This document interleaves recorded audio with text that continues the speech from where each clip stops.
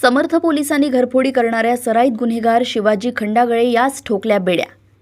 18 October रोजी दुपारी 3 वाजताच्या सुमारास दिवाळी सणानिमित्त पूजा करण्यासाठी फिर्यादी हे घरातील लाकडी कपाटाच्या ड्रॉवरमध्ये ठेवलेले 50,000, 2 तोळ्याची चेन व 1 तोळ्याची सोन्याच्या 2 अंगठ्या असे घेण्यासाठी गेले असता त्यांना कपाटाचा ड्रॉवर उचकटलेला दिसून आला। तसेच ड्रॉवरमधील 50,000 रुपये व सोन्याचे दागिने दिसून आले नाही। सदरबाबत समर्थ पोलीस स्टेशन येथे गुन्हा दाखल करण्यात आलाय। आरोपी शिवाजी रामचंद्र खंडागळे याने दाखल गुन्हा केलेला असल्याची कबुली दिली आहे। सदर आरोपीला 19 ऑक्टोबर रोजी दाखल गुन्ह्यात अटक करण्यात आली आहे। आरोपीकडून दाखल गुन्ह्यातील चोरी केलेल्या मुद्देमालापैकी 20 ग्रॅम वजनाची 1 सोन्याची चेन, 10 ग्रॅम वजनाच्या 2 सोन्याच्या अंगठ्या, 6.9 ग्रॅम वजनाची सोन्याची अंगठी असा मुद्देमाल जप्त करण्यात आलाय।